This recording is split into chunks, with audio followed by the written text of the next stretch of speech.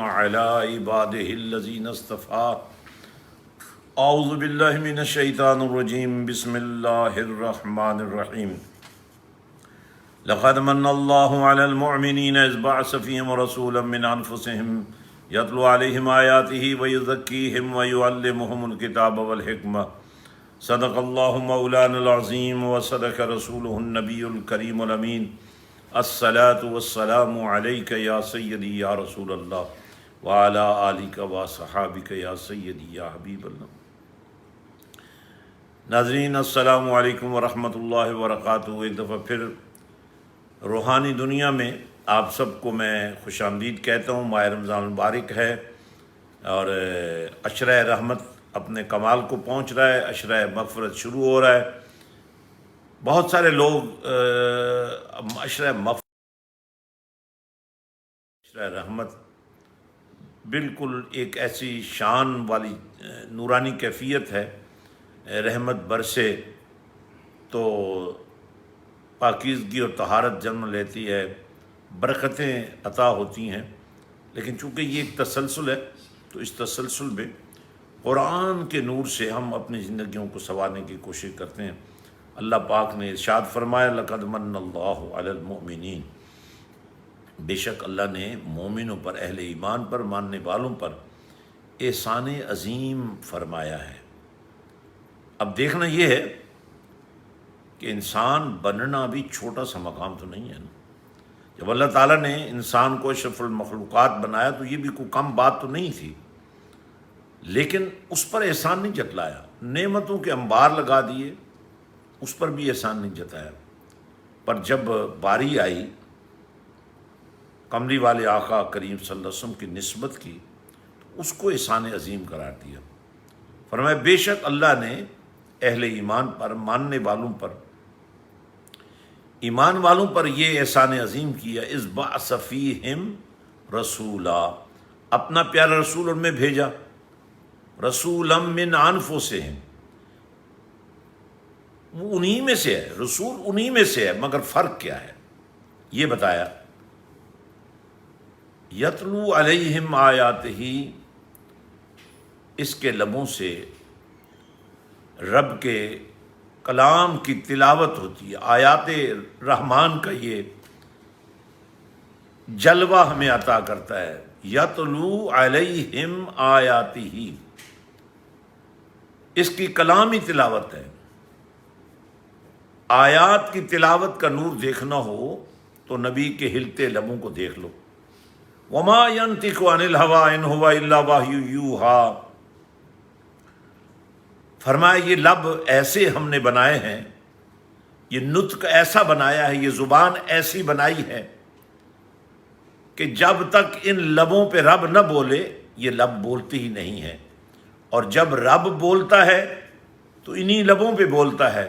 الف لام میم سے لے کر والناس تک سارا قرآن، فرمایا نبی اپنی مرضی سے تو کلام ہی نہیں کرتا، یہ پورے کا پورا کلام یا اللہ کے فرامین یا اللہ کے کلام کا نور جو ہے، اللہ نے اس کلام کو نبی کے لبوں کے لیے بنایا اور نبی کے لب اس کلام کے لیے بنائے۔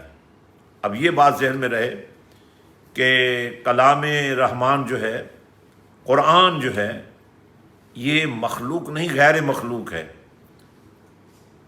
تو اس لیے یہ بات سمجھنی ضروری ہے کہ رب کو جب جب پیار آیا اپنے نبی پر، اور جب جب اپنے نبی کی اداؤں کو محفوظ کرنے کا ارادہ فرمایا، انہیں شکل قرآن دے دی۔ صحابہ کرام رضوان اللہ تعالی علیہم اجمعین دھرتی پر نبیوں اور رسولوں کے بعد سب سے زیادہ عزت والے لوگ، اس لیے کہ دھرتی پر وہ لوگ جنہیں صحبت رسول صلی اللہ علیہ وسلم عطا ہوئی، جو معیت رسول صلی اللہ علیہ وسلم میں زندگیاں گزارتے ہیں، جن کی تربیت خود نبی رحمت صلی اللہ علیہ وسلم خود عطا فرماتے ہیں۔ اور یہ جو اصحاب رسول ہیں صلی اللہ علیہ وسلم، ان کی شان کو سمجھنا ضروری ہے۔ صحابیت کا معیار پہلے سمجھنا ضروری ہے۔ اس میں سالوں کا تعلق اتنی اہمیت نہیں رکھتا، لیکن ظاہر ہے اگر ایک لمحے کے لیے کسی شخص کو یہ سعادت مل جائے کہ وہ کیفیات ایمان کے ساتھ مدینے کے تاجدار کا دیدار کر لے، تو پھر جس کی صبح شام نبی کے قرب میں گزرتی ہوں، جس کے دن رات نبی کے قرب میں گزرتے ہوں، جس کا اٹھنا بیٹھنا سونا جاگنا نبی کی معیت میں ہو، اور ایسا کرم، بلکہ کرم بالائے کرم، کہ وصال کے بعد بھی جنہیں نبی اپنے قرب میں جگہ عطا فرما دے۔ تو ناظرین، یہ وہ لوگ ہیں جو صحابیت کے، صحبت رسول کے معیار پر پورے اترے ہیں۔ ان کا یہ کہنا تھا، اکثر وہ یہ فرمایا کرتے تھے، اگر کسی نے چلتا پھرتا قرآن دیکھنا ہو تو مدینے کی گلی میں چلتے ہوئے آمنہ کے لال کو دیکھ لیں۔ اب یہ وہ تصویر ہے جو عاشقوں کو تو سمجھ آ سکتی ہے،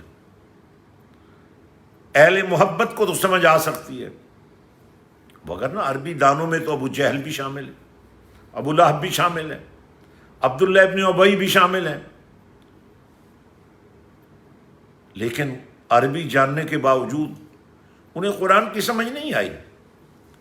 کلمہ پڑھنے کے باوجود عبداللہ ابن ابی کو قرآن کی سمجھ نہیں آئی، لیکن یہ بات بھی تو مقدر کی ہے کہ آنے والا حبشہ سے آیا، غلام ابن غلام آیا، نہ پڑھا ہوا آیا، بس نبی کو دیکھا، نبی کو دیکھتا رہا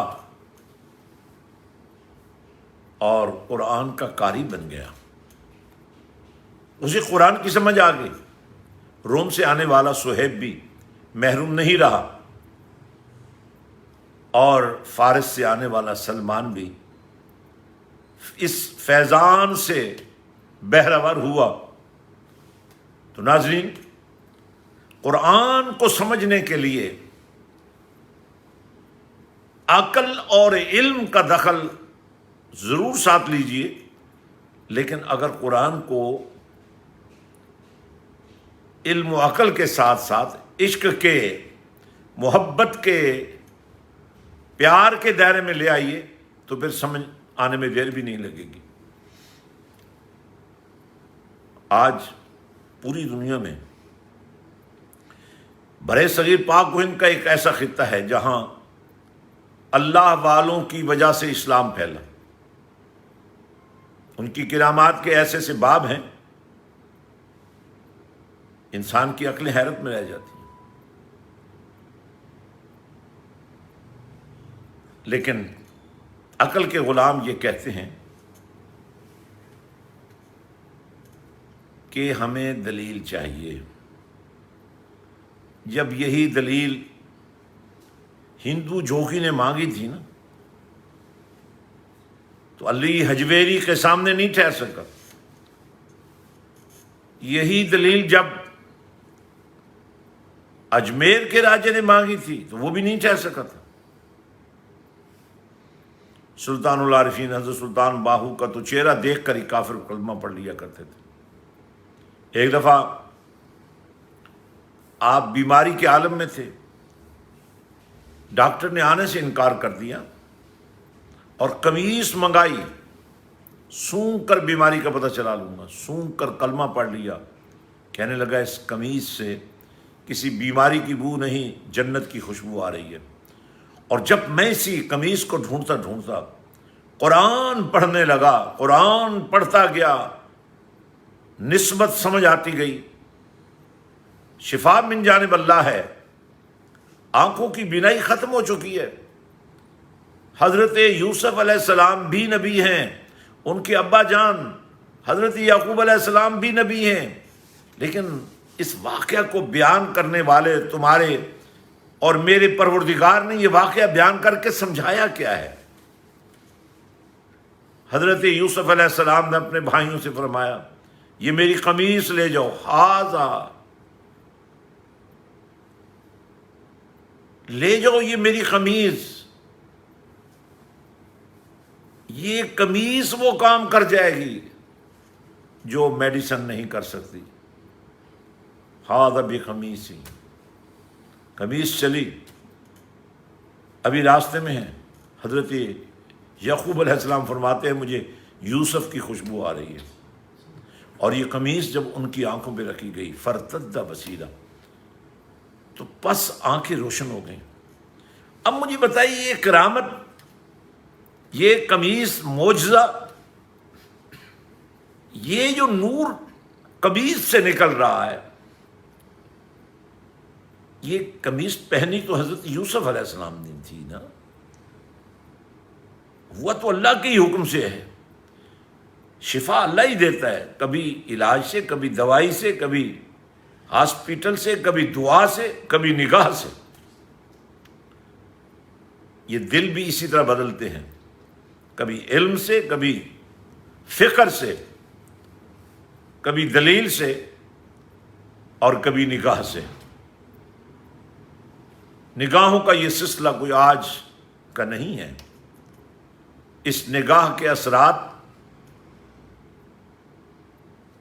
کملی والے آقا کی بارگاہ سے شروع ہوئے ہیں، آج تک جاری ہیں، قیامت تک جاری رہیں گے. جس دن اس دھرتی پر کوئی اللہ والا نہ رہا تو پھر قیامت قائم ہو جائے گی. تو میں یہ عرض کر رہا تھا، اللہ فرماتا ہے لقد من اللہ علی المؤمنین اذ بعث فیہم رسولا من انفسہم یتلو علیہم آیاتہ. کبھی ہلتے لبوں پر، نبی کے ہلتے لبوں پر بولتے ہوئے تمہیں اللہ نظر آ جائے تو پھر تمہیں یقین آ جائے گا. تو یہ وہ لب ہیں، یہ وہ ذات ہے، یہ وہ وجود ہے، یہ وہ حقیقت ہے، یہ وہ نور ہے، یہ وہ جلوہ ہے. اللہ کی الوہیت کا، اللہ کی ذات کا وہ جلوہ ہے جو مصطفیٰ کی شکل میں، جو مصطفیٰ کے لبوں پر قرآن بن کر دنیا کے لیے ہدایت کا سامان بن رہا ہے. وَيُزَكِّيهِمْ. اور یہاں جو وصف میرے اور آپ کے نبی کا بیان کیا گیا ہے، یہ پاک کر دیتا ہے. اس کے اندر اللہ نے یہ خاصیت رکھ دی ہے، وَيُزَكِّيهِمْ. یہ دیکھ لیتا ہے تو پاکیزگی اور طہارت زندگیوں کا حسن بن جاتی ہیں. وَيُزَكِّيهِمْ. یہ فرق ہے ایک عام انسان میں اور انبیاء میں، اور بالخصوص امام الانبیاء صلی اللہ علیہ وسلم میں، کہ نبی کی آنکھ میں اللہ نے یہ کمال رکھ دیا ہے کہ یہ دیکھ لیتی ہے تو پاک کر دیتی ہے. وَيُعَلِّمُهُمُ الْكِتَابَ وَالْحِكْمَةَ. یہاں دو چیزوں کا ذکر ہے، کتاب کا بھی، حکمت کا بھی. اور نبی رحمت صلی اللہ علیہ وسلم نے بھی یہ فرمایا کہ انا مدینۃ العلم، انا مدینۃ الحکمت وعلی بابھا. میں علم کا شہر ہوں، میں حکمت کا شہر ہوں. اور علم ہے کتاب سے، اور حکمت ہے براہ راست نور پروردگار سے. آپ کو سمجھ نہ بھی آئے تو اس کا مطلب یہ نہیں ہے کہ یہ حقیقت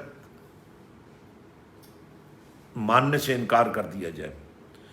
حضرت سیدنا موسیٰ علیہ السلام کا حضرت سیدنا خضر علیہ السلام کے ساتھ رابطے کا حکم خود پروردگار نے تو دیا تھا. حضرت موسیٰ علیہ السلام علم لدنی کے بارے میں جاننا چاہتے تھے، فرمایا حضرت خضر سے ملو. اور ملنے کے لیے جو پوائنٹ بتایا، اس کی نشانی کیا بتائی؟ مچھلی کو بھون کر آگ میں ساتھ رکھ لو، جہاں جا کر یہ زندہ ہو جائے وہ مقام ہے میرے دوست کا. مچھلی زندہ ہو گئی اور پھر ملاقات ہوئی، پھر سفر ہوا، پھر وہ خاص علم ہمیں نظر آتا ہے جب حضرت سیدنا خضر علیہ السلام فرماتے ہیں کہ یہ کشتی میں نے اس لیے توڑی ہے کہ ایک ظالم بادشاہ آ رہا ہے. آیا نہیں، آ رہا ہے، آئے گا، کسی کو پتہ نہیں. حضرت خضر علیہ السلام کے پاس یہ علم ہے، اللہ نے دیا ہے. جس کو اللہ دے دے، جب اللہ دے دیتا ہے، اللہ دیتا ہے. اس لیے قرآن میں بیان کیا کہ میں جس کو چاہوں دے دوں، جب چاہوں دے دوں، جتنا چاہوں دے دوں. بچے کو قتل کر دیا اور فرمایا اگر یہ بچہ جوان ہو جاتا تو اس کے ماتھے پہ جو ارتداد کی آگ جل رہی ہے اس کی وجہ سے اس کے صاحب ایمان والدین بھی طاغوت میں چلے جاتے. اب اللہ انہیں ایسا بچہ دے گا جو شہید ہوگا. دیوار بنانے کا اظہار کیا اور فرمایا اس لیے یہ دیوار بنا رہے ہیں کہ اس کے نیچے ایک خزانہ ہے. اب دیوار بنی ہوئی ہے, دیوار کے نیچے خزانہ ہے. حضرت خضر کی آنکھ تو دیکھ رہی تھی نا, یہ علم دیا تھا نا اللہ نے, یہ نور دیا تھا. تو فرمایا یہ خزانہ 2 یتیم بچوں کی ملکیت ہے, کبھی ان سے ملے ہی نہیں ہے. ان کے بارے میں جانتے ہیں کہ وہ یتیم ہیں, بچے ہیں. وَقَانَ أَبُوهُمَا صَالِحًا, اور ان کے والدین آبا و اجداد 7ویں پشت میں ایک اللہ کا ولی ہے, نیک انسان ہے. اس کی وجہ سے ان یتیم بچوں کے خزانے کی حفاظت کے لیے اہتمام ہو رہا ہے. ناظرین, ہم کتنے خوش نصیب ہیں. روحانیت اور علم لدنی اور علم خاص حاصل کرنے کے لیے ہمارے پاس قرآن موجود ہے. قرآن کا نور ہمارے لیے علم لدنی بن سکتا ہے. شرط یہ ہے کہ اس کو فرقہ واریت پھیلانے کے لیے نہ پڑھا جائے, اس کو دشمنی پھیلانے کے لیے نہ پڑھا جائے, اس کو لوگوں کے سامنے لوگوں کو توڑنے کے لیے استعمال نہ کیا جائے. قرآن کو اس لیے پڑھا جائے کہ اللہ راضی ہو جائے. قرآن کو اس لیے پڑھا جائے کہ رسول اللہ صلی اللہ علیہ وسلم کی زندگی کا سمجھنا آسان ہو جائے. قرآن کو اس لیے پڑھا جائے کہ وَاعْتَصِمُوا بِحَبْلِ اللَّهِ جَمِيعًا وَلَا تَفَرَّقُوا کا جو حکم ہے پروردگار کا, اس کو پورا کرنے میں اللہ ہماری مدد فرمائے. قرآن اس لیے پڑھا جائے کہ تعاونوا علی البر والتقوی ولا تعاونوا علی الاثم والعدوان. اس لیے قرآن نہ پڑھا جائے کہ جھوٹ بولا جائے اور دکھاوے کی دعائیں کرائی جائیں اور بادشاہوں کو سلام کیا جائے, وقت کے بادشاہوں کے سامنے زانوئے ادب طے کیا جائے. بلکہ اس کا طریقہ یہ ہے کہ وقت کے حکمرانوں کے ساتھ ملاقات کرتے ہوئے ان کی آنکھوں میں آنکھیں ڈال کر ان کو بتایا جائے کہ یہ حکومت عارضی چیز ہے, یہ ہمیشہ کے لیے نہیں ہے. آج کا تخت پر بیٹھنے والا کل کا تختہ دار پہ نظر آ جائے گا. یہ کانٹوں کی سیج ہے, یہ پھولوں کی سیج نہیں ہے.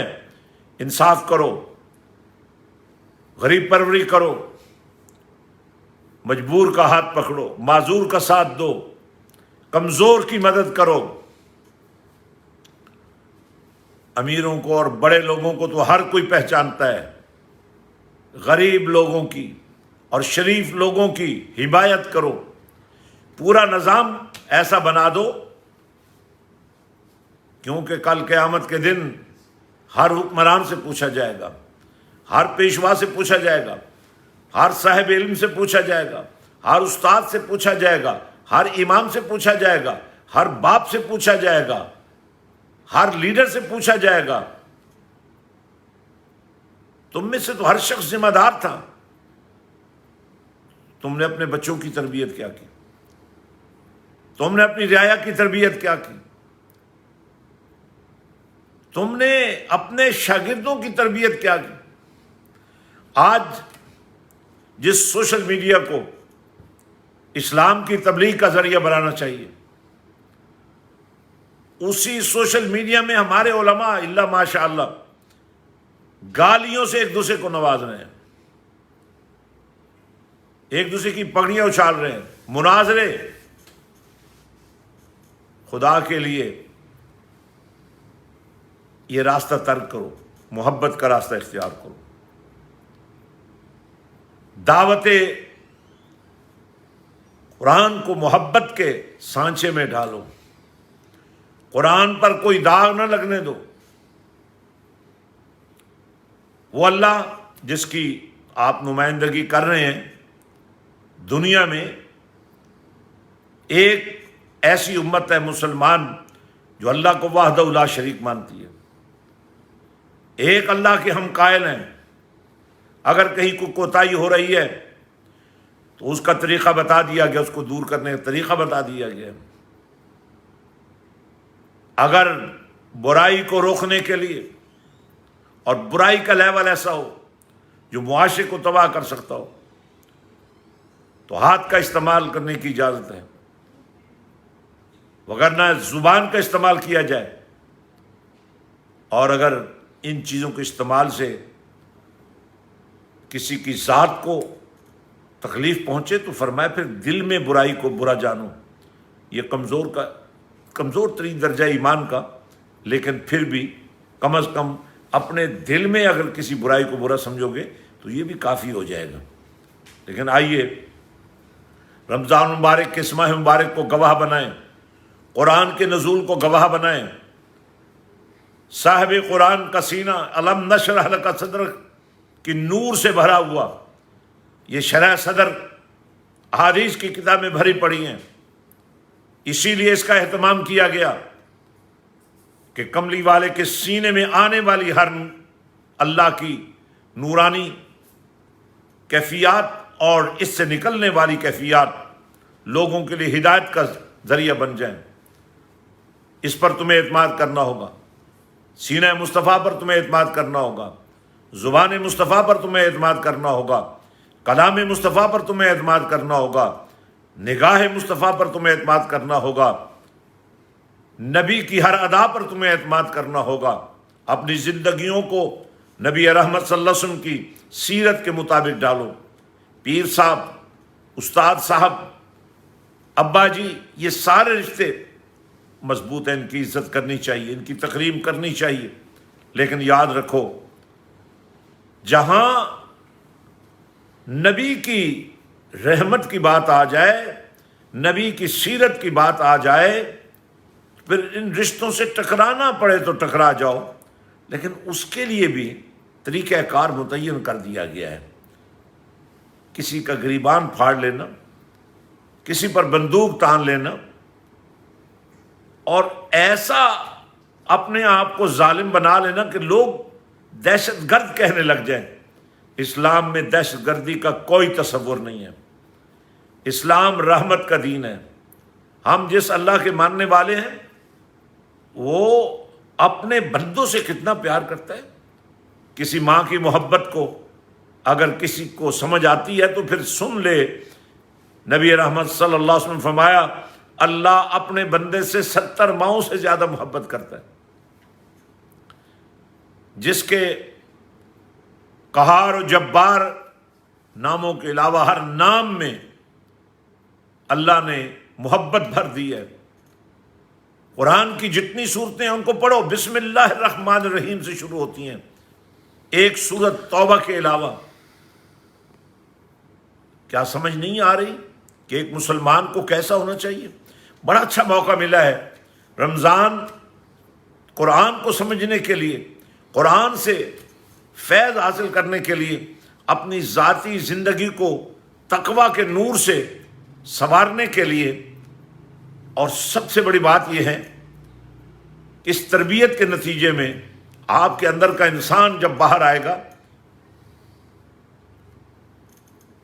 علاقائی سطح پر، قومی سطح پر اور انٹرنیشنل سطح پر، آپ سمجھیں کہ ایک مبلغ تیار ہوگا۔ یہ بزم جو ہم روز سجاتے ہیں، اس کا بھی ایک مقصد ہے۔ ہمارے جتنے ناظرین اور سامعین ہیں جو اس پروگرام کو لائیو دیکھ رہے ہیں، کیا آپ کی کوئی ذمہ داری نہیں ہے؟ کیا آپ سینکڑوں اور ہزاروں لوگ جو 24 گھنٹوں میں اس پروگرام کو سنتے ہیں، واچ کرتے ہیں، کیا آپ کی ذمہ داری نہیں کہ آپ اس کو آگے پہنچائیں، آگے پھیلائیں؟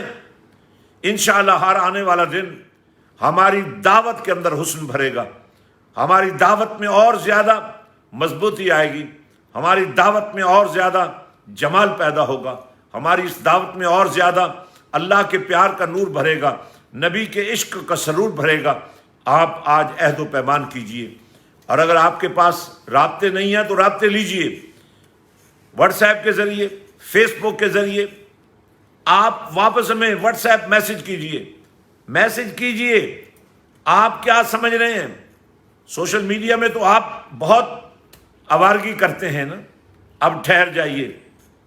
یاد رکھو، جن کا کوئی آگا پیشہ نہیں ہوتا، کوئی والی وارث نہیں ہوتا، وہ بے موت مار دیے جاتے ہیں۔ آپ کی صلاحیتیں، آپ کو اللہ نے جو سوجھ بوجھ دی ہے، آپ غلط جگہ پہ لگا رہے ہیں۔ آپ ایک دوسرے کی پگڑیاں اچھالنے کی بجائے، آپ ایک دوسرے کو نیچا دکھانے کی بجائے، آپ لوگوں کو کافر اور مشرک بنانے کی بجائے، آپ مناظروں کا اہتمام کرنے کی بجائے اس دین کی دعوت کو تعلیم کے ذریعے، تربیت کے ذریعے، اخلاق کے ذریعے اور سیرت مصطفیٰ صلی اللہ علیہ وسلم کی بنیاد پر پہلے اپنے آپ کو حضور کی سیرت میں ڈھالیے، پھر اس سیرت کی دعوت کو عام کیجیے۔ میں آپ تمام دوستوں سے امید رکھتا ہوں کہ آپ خاموش نہیں بیٹھیں گے۔ اگر ان راتوں میں جاگنا نصیب ہو رہا ہے تو ہر جاگنے کی قیمت آپ کو ملنی چاہیے، جاگ لگنی چاہیے۔ آپ کے اندر کا انسان بیدار ہونا چاہیے، آپ کے ضمیر کو زندہ ہو جانا چاہیے، آپ کی سوچ کو مثبت ہو جانا چاہیے، آپ کے کردار کو چمکدار ہونا چاہیے، آپ کے اخلاق کو شہد سے بھی میٹھا ہو جانا چاہیے۔ لڑائی لڑنا، دنگا فساد، طعن و تشنیع، الزام تراشی، بہتان باندھنا، غیبت کرنا، جھوٹ بولنا، یہ سب شیطان کے ہتھیار ہیں۔ رحمان کا پیغام سنو، اپنے نبی کی سیرت کو سمجھو، جسے اللہ نے صادق و امین بنا کر بھیجا۔ اور آج آخری چند جملے میں اس عظیم ہستی کی بارگاہ میں پیش کرنا چاہتا ہوں جنہیں ازل ہی سے چن لیا گیا تھا۔ میرے اور آپ کے نبی کی روحانی زندگی میں، دینی زندگی میں، اسلامی زندگی میں، ظاہری زندگی میں شامل کرنے کا فیصلہ تو خود پروردگار نے کر دیا تھا، لیکن بنیاد کیا بنتی ہے؟ شہر مکہ کی یہ امیر زادی، مکہ کی یوں سمجھیے ملکہ، نہ حسن میں، نہ مال میں، نہ پاکیزگی اور طہارت میں کوئی کمی تھی، بلکہ ان کا لقب ہی طاہرہ تھا۔ اور ادھر جنہیں پوری قوم نے، وہ خطاب آپ کو یاد ہوگا جب اہل مکہ کو جمع کر کے رسول اللہ صلی اللہ علیہ وسلم نے ارشاد فرمایا، مکہ والو میں تمہارے درمیان پیدا ہوا، تمہارے درمیان میں نے زندگی گزاری، 40 سال گزارے، میرے بارے میں تمہاری کیا رائے ہے؟ سب ایک زبان ہو کر کہہ رہے تھے، کیا ابو بکر تھا، کیا ابو جہل تھا، کیا عمر تھا، کیا ابو لہب تھا، سب کی زبان پر ایک ہی بات تھی، انت صادق وانت امین، جن کی پہچان ہی صدق و امانت داری سے شروع ہوتی ہے۔ اللہ اکبر۔ اس مکہ کی امیر زادی کو ایک ایسا دیانتدار شخص چاہیے تھا جو کاروبار میں، ان کے کاروبار میں ان کی معاونت کرے، لیکن قدرت مسکرا رہی تھی، اپنا فیصلہ دکھانا چاہتی تھی۔ اس دفعہ جب یہ سامان تجارت نبی رحمت صلی اللہ علیہ وسلم کے حوالے کیا گیا، اور وہ جو خادم تھا سیدہ خدیجہ کا، جو اس سفر میں ساتھ تھا، جب باطل آسمان سے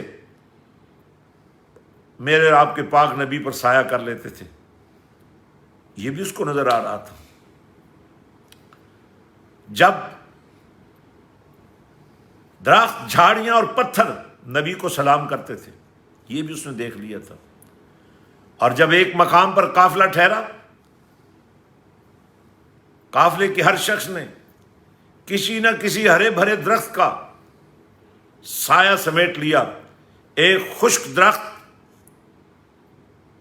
باقی بچ گیا۔ میرے نبی نے فرمایا ادھر ہی ڈیرا لگا دو، اور جو ہی نبی پاک صلی اللہ علیہ وسلم اس درخت کے نیچے پہنچے، اس کی شاخیں بھی نکل آئیں، اس پر پتے بھی لگ گئے، اور شاخوں نے پھیل کر نبی رحمت صلی اللہ علیہ وسلم کے لیے سایہ کر دیا۔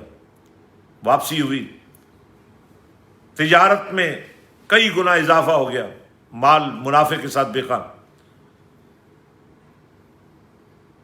سیدہ خدیجہ نے زائد اجرت دینا چاہی، نبی نے فرمایا کہ میں نے جو طے کیا تھا وہی لینا ہے۔ اور پھر یوں حضور نبی رحمت صلی اللہ علیہ وسلم کو پیغام نکاح ملا۔ حضور نبی رحمت صلی اللہ علیہ وسلم نے فرمایا چچا جان سے مشاورت کروں گا۔ اللہ اکبر۔ اور پھر جب دولہا بن کر سیدہ خدیجہ کے گھر میرے اور آپ کے نبی پہنچے، ادھر صدق کا پیکر، ادھر امانت کا پیکر، ادھر طہارت کی پیکر، اور پھر اس وجود، دونوں وجودوں کے ملنے سے اس دھرتی پر جو فیضان نبوت کا سلسلہ آج بھی جاری ہے، کربلا تک جو نور پہنچا، اور آج یہاں اور قیامت کے صبح تک یہ نور چلتا رہے گا۔ پروردگار اس عظیم ہستی کے یوم وصال کی نسبت سے ہمارے گناہوں کو معاف فرما، اور خانوادہ رسول صلی اللہ علیہ وسلم کے فیوض برکات ہم پر جاری و ساری فرما۔ انشاءاللہ یہ گفتگو ہم کل بھی کریں گے، اور میں آخر پر آپ سب سے یہ کہنا چاہتا ہوں، اگر آپ ہماری اس فکر سے متفق ہیں، جو متفق نہیں ہے ہماری ان سے کوئی لڑائی نہیں ہے، ہم نہ کسی پر سوال کرنا چاہتے ہیں، نہ کسی کا سوال لینا چاہتے ہیں۔ ہمارا سوال ایک ہی ہے کہ آؤ ایک دفعہ اپنا انداز بدل کر مدینے والے کی اداؤں کو لے لو، یہ ایک دوسرے پر الزام تراشیاں ختم کر دو۔ کم از کم اسلام کے ماننے والے اس کیمپ کو یکجا کر لیں۔ الحمدللہ اسی لیے ہم نے مشائخ علماء کونسل پاکستان کے عنوان سے قائم کر دی ہے۔ ختم نبوت ہمارا مین ٹارگٹ ہے، اور اس کے ساتھ ساتھ وہ مدینہ جو میرے نبی نے عطا کیا، جس میں نمازوں کا حسن بھی ہے، سجدوں کا نور بھی ہے، تلاوتوں کا سرور بھی ہے، اور جس میں وہ لطف و کیفیت بھی ہے جب نبی کے حکم پر صحابی رسول صلی اللہ علیہ وسلم، جنہیں خود نبی اپنے ممبر پر کھڑا کرتے ہیں اور فرماتے ہیں کہ میری حمد بیان کرو، اور وَأَحْسَنُ مِنْكَ لَمْ تَرَ قَطُّ عَيْنِي وَأَجْمَلُ مِنْكَ لَمْ تَلِدِ النِّسَاءُ خُلِقْتَ مُبَرَّأً مِنْ كُلِّ عَيْبٍ كَأَنَّكَ قَدْ خُلِقْتَ كَمَا تَشَاءُ۔ انشاءاللہ یہ دائرہ محبت بڑھتا جائے گا۔ آج سے آپ نے ارادہ کر لینا ہے، آپ اس دعوت میں شامل ہو گئے ہیں، اگر آپ نے اس کا جھنڈا اٹھا لیا ہے تو پھر آج سے آپ رابطے میں آ جائیں، اور اس رابطے کو مضبوط کریں۔ اپنے دائرے کو، جس دائرے میں آپ کے دوست احباب، اہل قرابت، رشتہ دار موجود ہیں، ان سے مزید روابط بڑھائیے۔ ہو سکتا ہے ان رابطوں کے نتیجے میں آپ جو دین پر محنت کریں، آپ خود جو اپنی جان پر آئی ہوئی بلاؤں کو ٹالنے کے لیے صدقات کریں، اور اپنے مال کو پاک کرنے کے لیے زکوٰۃ ادا کریں، اور بالخصوص ہر روزہ دار جس نے یہ صدقہ فطر دینا ہے وہ عید کا انتظار نہ کرے، وہ اپنی پہلی فرصت میں اس نیٹ ورک کے ذریعے صدقہ فطر، صدقات، زکوٰۃ اور جو محبتیں آپ جمع کر سکتے ہیں کریں، تاکہ آپ کی آنکھیں دیکھیں کہ آپ کے جمع کیے ہوئے مال و منال سے بنتا کیا ہے۔ اور بنایا کیا جاتا ہے، آپ چونکہ خود اس کے معمار ہوں گے، آپ خود اس کا جھنڈا اٹھا کے چل رہے ہوں گے۔ اللہ تعالی ہم سب کا حامی ناصر ہوں۔ وآخر دعوانا ان الحمد للہ رب العالمین۔ اگر تم رات کو گھر جا کر ماں باپ سے کرا کے بات ہی کر لیا کرو، جس مدینے والے کا تم نے کلمہ پڑھا ہے کبھی اس کی اداؤں پر قربان ہو کر دیکھا کرو یار۔ جب ایک باپ اپنی جوان بیٹیوں کے گھر بیٹھے ہوئے گانے سن رہا ہے، اگر آپ کا بیٹا آپ کو انگلی سے پکڑ کر جہنم سے نکال کر جنت میں لے جائے۔ دیکھیے روحانی دنیا وِد صاحبزادہ حضرت پیر سلطان فیاض الحسن